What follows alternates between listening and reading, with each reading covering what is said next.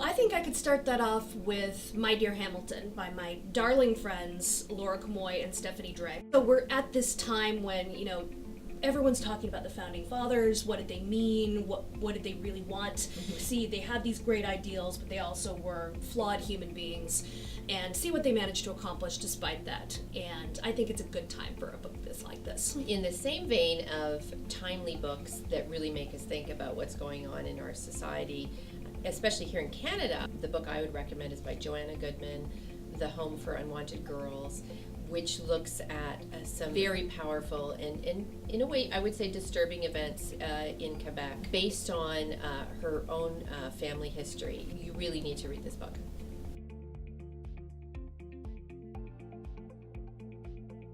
Renee Rosen's Park Avenue Summer, Yeah. which is this gorgeous vintage photo of a girl on a New York street, and that's what the book is. It's a small town girl come to New York City in the height of the 60s New York glamour, and is looking to be a photographer, and it's about how she finds herself and falls in love not just with a guy but really with a job. And there's a kinetic feeling to the cover. It's almost as if they've captured this. It's almost like a video still, really. I feel as if I close my eyes, I can see the woman on Renee's cover continuing to walk down the street. I feel as if she's about to hail a cab, really. Yeah, it's a girl in motion, and I like that because, there's a trend for a long time for covers I call the triple G covers, the GGG, and that stands for Gowned Girl Gazing. And that's when it's a girl in a pretty dress, usually on a balcony, and she's like staring mistily into the distance. Yeah. Or the middle distance. I feel the middle distance, it's somehow in the unfocused gaze. The unfocused gaze. So I like to see these covers where it's a woman in motion. She's going somewhere, she's got a place to be, she's got an agenda, she's pause, click, and you only get one take because she's got to go somewhere.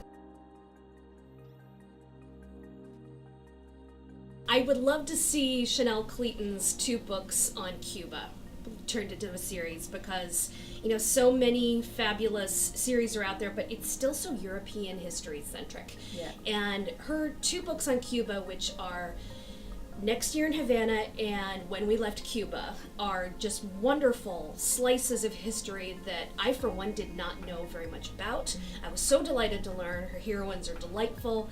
And, just imagining how they would do that. Beautiful Cuban scenery and, the full bloodshed of the revolution, and then, the slice back to America in the 50s and 60s would be such a fabulous even Cuba series. Before the revolution, where these heiresses to a sugar fortune are wearing their Dior gowns and living in just extreme luxury while the country is on fire.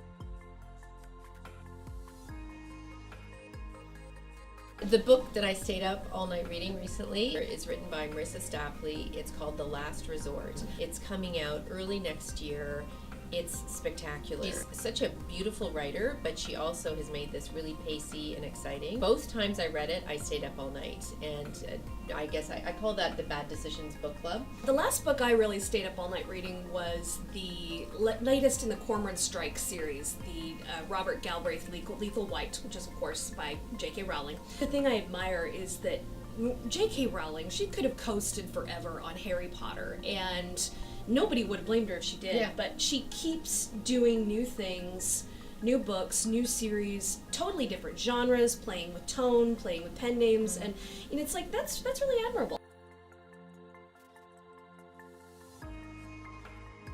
I would love to go back in time, with all my vaccinations, of course, and all some floss, and some dental floss, and some antibiotics tucked away in your back pocket. And be able to actually see the original, the one, the only, the great Elizabeth I in her glory years. I would love to be in London on VE Day, and to be standing in Trafalgar Square and singing with everyone, and then making my way down the Mall to stand in front of Buckingham Palace and to see the royal family and Winston Churchill come out on the balcony, and to know that those years of war were over. I'm actually getting the shivers as I talk about it.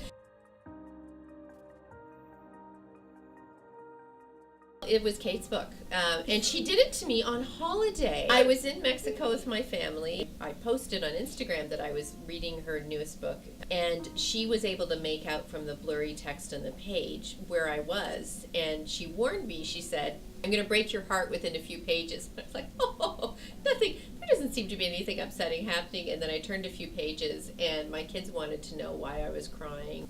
And this delighted me. This is where all writers are sadists. We live on the tears of our readers. I'd like to give a shout out to a debut author, Claire Gibson's Beyond the Point. And without spoiling anything, I can say that there are some wartime losses there, which absolutely pierced me with how it captured what grief really is, how random, how strange, how destroying it is. I love the actor Matthew Rhys, the character Bennett in Goodnight from London, who also appears briefly in The Gown. When I close my eyes, it's Matthew I see in that role. Really, I would cast Emma Watson as the female protagonist in each one of my books.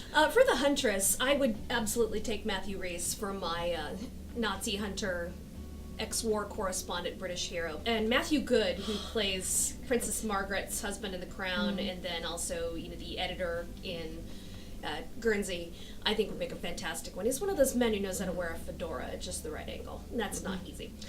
I would love to see Tatiana Maslany, one of your native Canadians, because I'm a big fan of Orphan Black, and if we've seen Orphan Black, we've seen she can play little and crazy in Russian in The Clone Named Helena. She can play anything. She can play anything, and I think she'd be perfect.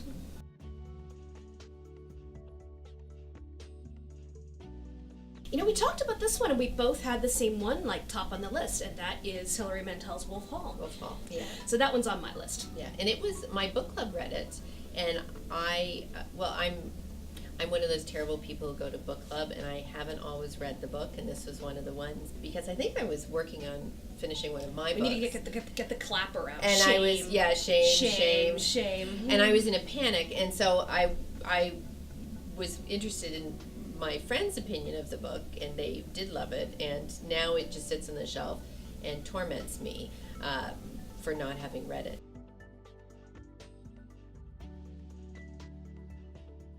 I do this regularly. I reread A Girl with a Pearl Earring by Tracy Chevalier.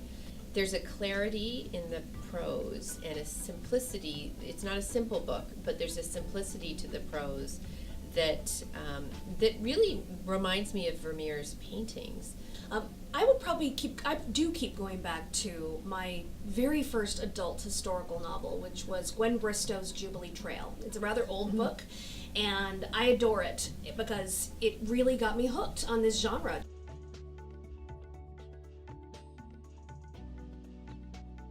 Peacock, swan, Peacock's supposed to taste like chicken.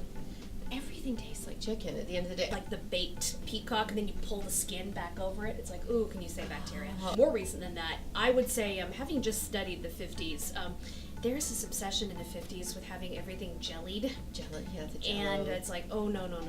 I'm really glad that we have sort of moved beyond encasing everything in gelatin.